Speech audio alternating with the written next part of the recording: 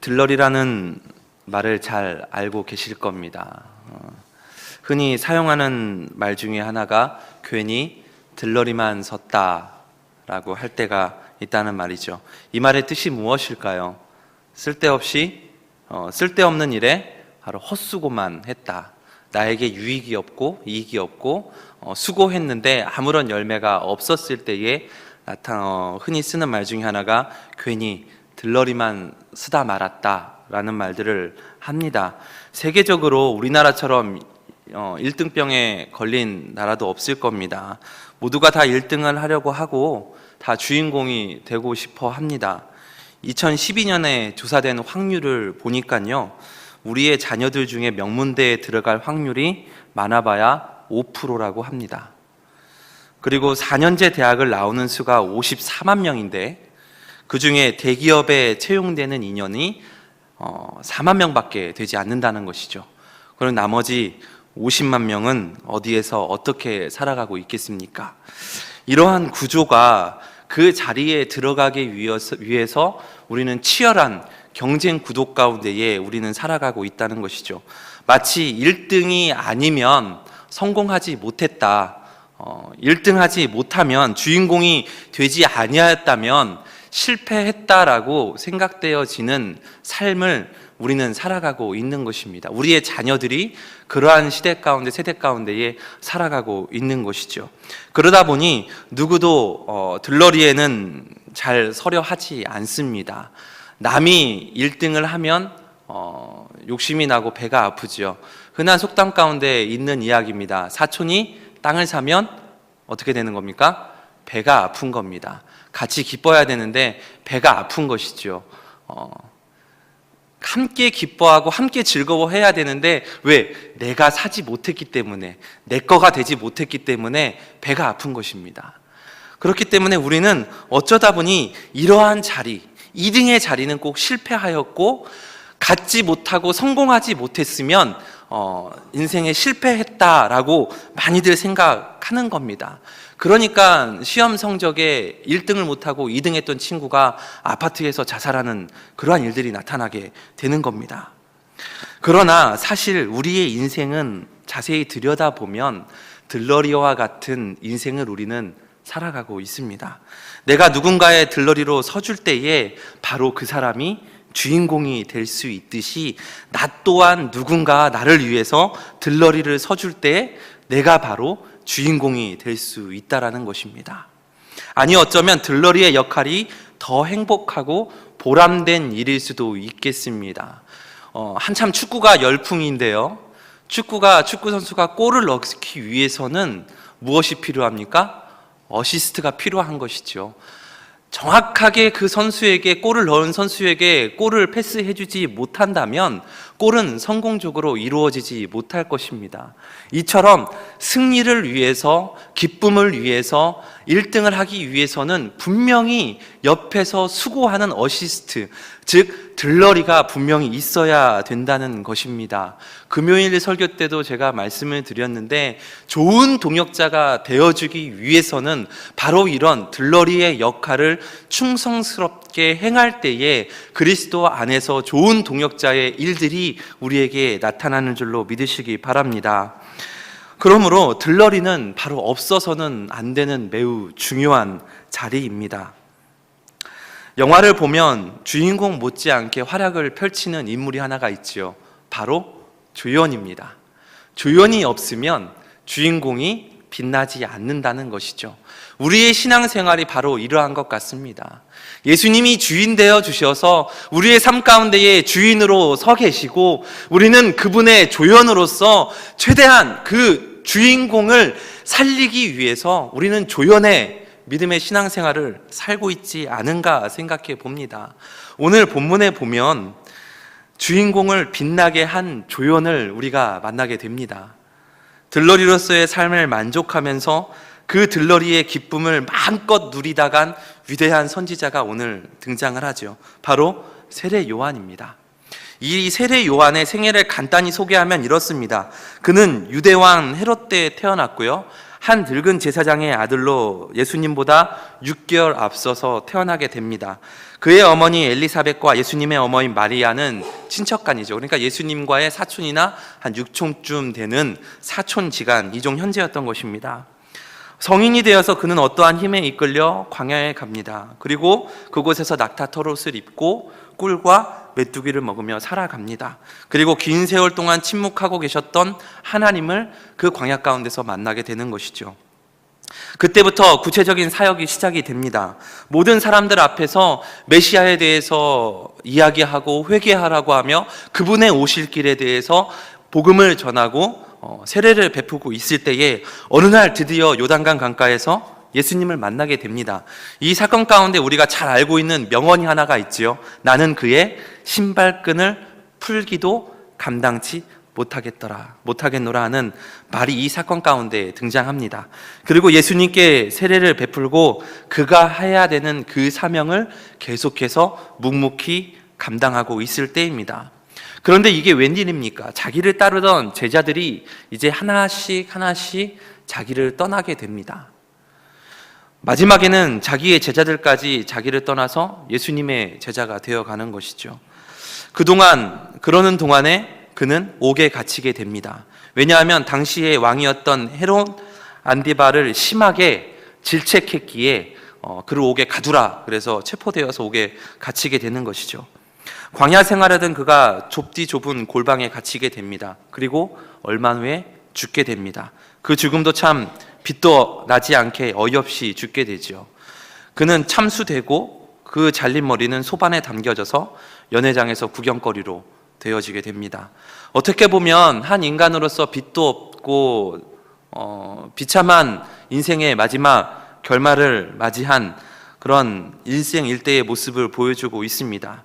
이것이 겉으로 드러난 그의 일생이었습니다. 그런데 예수님이 이러한 삶을 사다 죽은 세례 요한에 대해서 이렇게 말씀하셨습니다. 마태복음 11장 11절에 보면 내가 진실로 너희에게 말하노니 여자가 낳은 자 중에 세례 요한보다 큰 이가 일어남이 없도다 라고 말씀하고 계신다는 것이죠.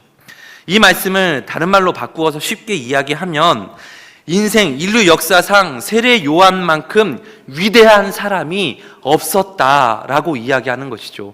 그 사람만큼 빛이 난 자가 없고 그 사람만큼 위대한 선지자가 없었다라고 이야기하는 것입니다. 그는 분명 주인공이 아니라 들러리였다는 것이죠. 그럼에도 그는 사람이 낳은 자 중에 가장 큰 자라고 칭찬을 받았습니다. 그렇다면 어쩌면 우리에게도 이제 희망이 생긴 것입니다.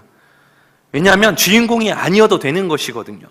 들러리만 잘해도 우리는 믿음의 위대한 반열에 설 수 있고 주님께 칭찬받을 수 있다는 것입니다. 예배를 위해, 교회를 빛내기 위해, 교회를 세우기 위해 많은 분들이 땀을 흘리고 눈물을 흘리고 무릎을 꿇고 주님 앞에 기도합니다.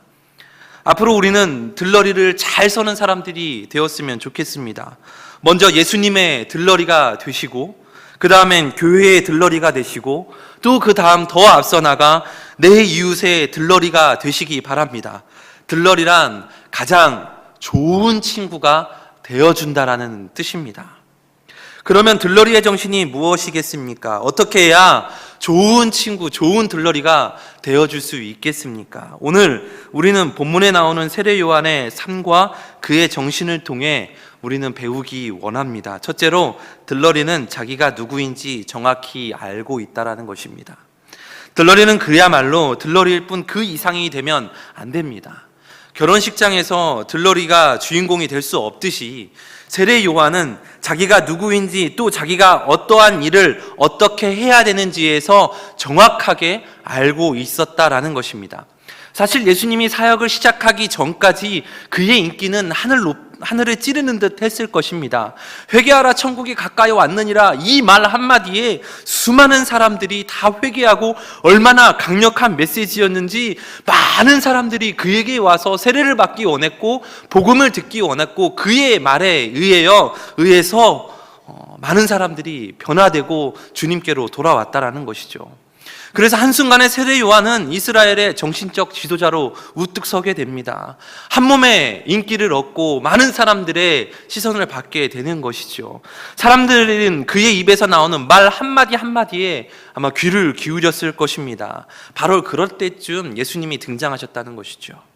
그런데 세례 요한에게 몰렸던 사람들이 예수님이 등장하면서 처음에는 이제 비슷했을 것입니다. 근데 시간이 지나면서 예수님과 세례 요한을 비교하게 되겠죠.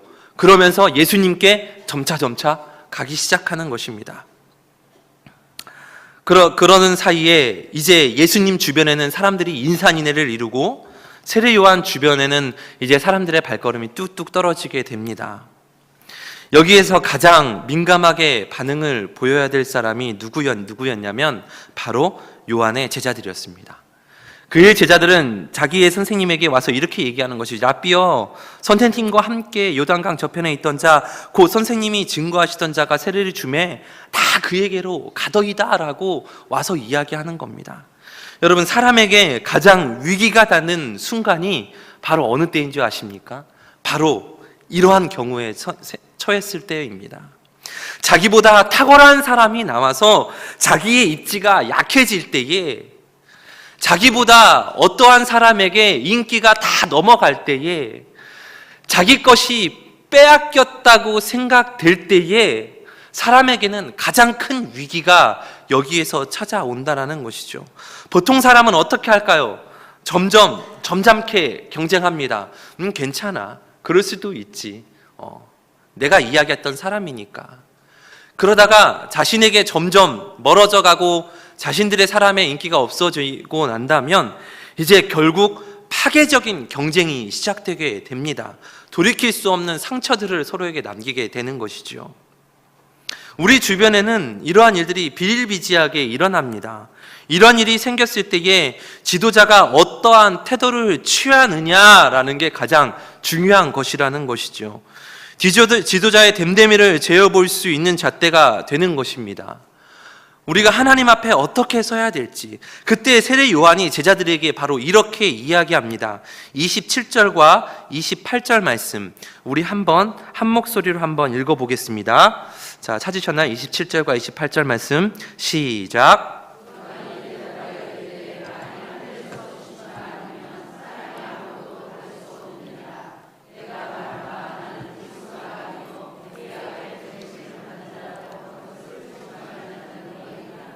아멘. 얼마나 대단합니까? 제자들에게 너희가 그렇게 이야기할 것이 아니고 나는 예수님을, 메시아를, 그분이 오심을 준비하는 자라고, 내 사명은 여기까지다, 내가 하는 사명은 바로 이것이다 라고 이야기해야 될 사람은 바로 너희야 라고 이야기하는 것이죠. 사람들은 흔히 이럴 때 이렇게 하는 것입니다. 너희가 바로 나를 알아주는 사람은 너밖에 없어. 그렇지. 역시 너는 내 편이야 라고 흔히 이렇게 이야기합니다. 근데 세례 요한은 그렇지 않았다는 것입니다. 너희가 어찌하여 이렇게 이야기하느냐? 내가 누군지 모르느냐? 내가 어떠한 사람인지 정확하게 이야기해야 될 사람은 바로 너희니라 라고 이야기하는 것이죠. 세례 요한은 자신이 누구이며 무엇을 위하여 하나님의 보내심을 받았는지 정확하게 알고 있었다라는 것입니다. 그리고 사람들로 하여금 예수님께 더욱더 집중할 수 있도록 온 힘을 다했다는 것입니다. 누가 어떤 말로 흔들어도 하나님 앞에 서 있으라고 하신 그 자리에 한치의 움직이도 없이 있었다는 것이죠. 그 자리가 높느냐 낮느냐, 인기가 있느냐 없느냐, 그것들은 그에게 조금의 1도의 가치도 없었다는 것입니다. 죽음의 자리에 이르기까지 그는 조금도 아깝게 여기지 않았다는 것입니다. 우리 역시 마찬가지입니다. 우리가 진짜 들러리라면 우리는 모든 존귀와 영광을 하나님께만 드려야 하는 것입니다. 교회 안에서도 갈등이 일어나는 것을 우리는 항상 보게 됩니다. 많은 경우 그것들은 자기가 중심에 서 있기 때문에 나온다는 것이죠. 그리고 하나님이 받으셔야 될 영광을 가로채기에 바로 갈등들이 일어나고 싸움이 일어나는 것입니다. 우리 수원 영광교회 가운데는 하나님께서 주인 되어 주셔서 그분의 사명을 충성되이 감당함으로 하나님의 놀라운 일들이 일어나길 주님의 이름으로 축원합니다. 둘째로 들러리의 정신은 신랑을 보면서 진정으로 기뻐하고 즐거워해야 된다는 것입니다.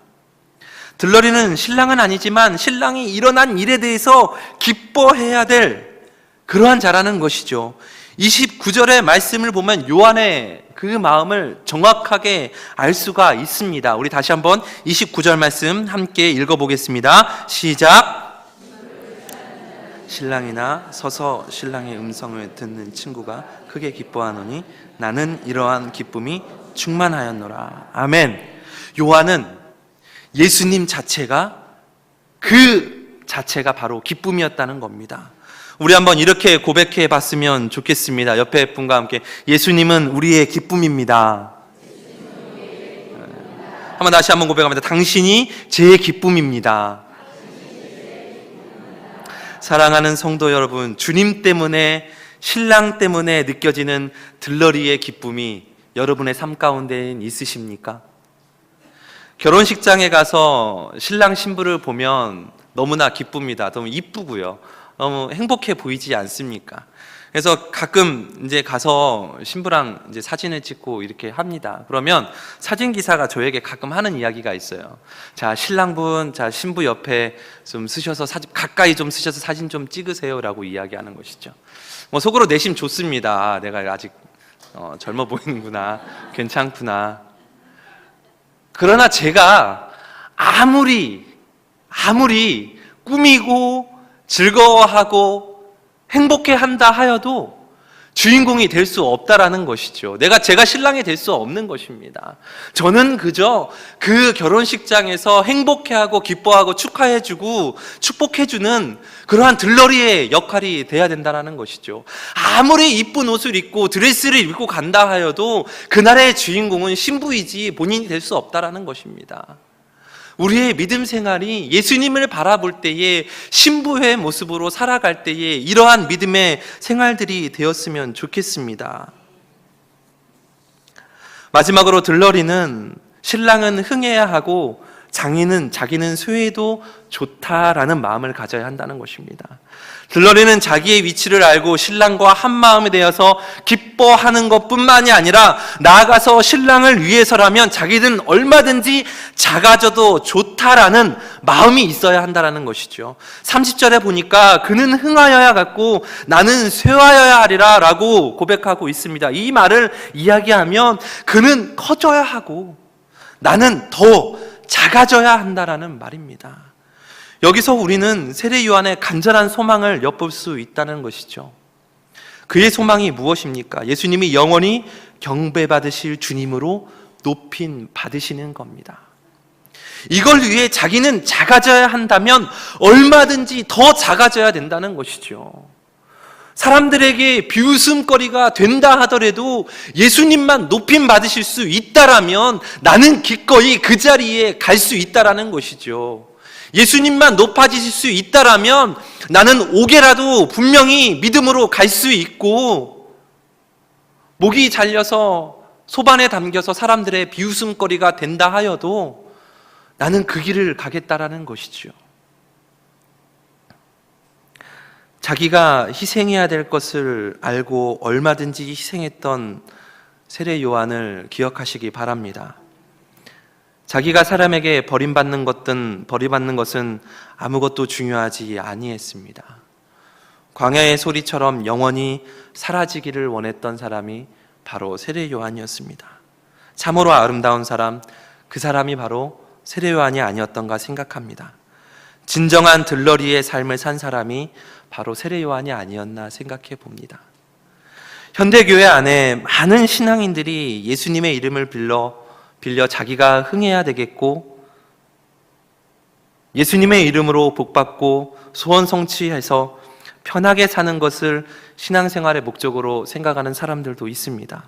또한 많은 사람들은 가장 경쟁력 있는 생활 방식이 무엇인가 놓고 이리저리 저울질하면서 살아가는 것들을 봅니다. 치열한 경쟁 사회에서 그것들을 찾는 것은 어쩌면 당연한 일일 수도 있는 것입니다. 그러나 믿음의 성도는 오늘 세례 요한의 신앙의 모습을 우리의 마음속에 새기는 그 믿음이 바로 성도의 믿음의 삶일 줄로 믿으시길 바랍니다. 주님은 높여드리고 우리는 한없이 낮아져야 하는 것입니다. 그리고 만약 내가 낮아지고 주님이 높임받는 자리가 있다면 기꺼이 그 자리에 서 계시는 우리 영광교회 성도님들 되시기 바랍니다. 그리고 가정과 여러분의 삶의 터전에서 주님이 높임 받으시는 그 자리에 계시기 바랍니다. 예수 그리스도의 복음의 시작이 바로 여기서부터 시작되기 때문입니다. 이를 위해 예수님의 들러리로서 최선을 다하며 이것이 생애 최고의 기쁨으로 여기고 믿음으로 승리하시는 저와 여러분이 되시길 주님의 이름으로 축원합니다. 우리 함께 기도하겠습니다. 말씀을 기억하시면서 기도하겠습니다. 더욱더 순종의 자리에 있게 하여 주시고 주를 섬기며 주님을 높이는 삶이 되게 해야 달라고 기도하겠습니다. 교회를 위하여 기도해 주시고 우리 또 여름 성경학교가 진행되고 수련회가 준비되어지고 있습니다. 이를 위해서 기도해 주시기 바랍니다. 담임 목사님의 안식월을 위해서 기도해 주시고 우리 부교역자들을 위해서 기도해 주시며 원로 목사님과 사모님을 위해서 기도해 주시기 바랍니다. 선교사님들을 위해서 기도해 주시고 우리 교회의 육신의 연약함으로 고통받는 우리 환우분들을 위해서 이 시간 다 같이 주님의 이름을 한번 부르고 함께 통성으로 기도하시겠습니다. 주여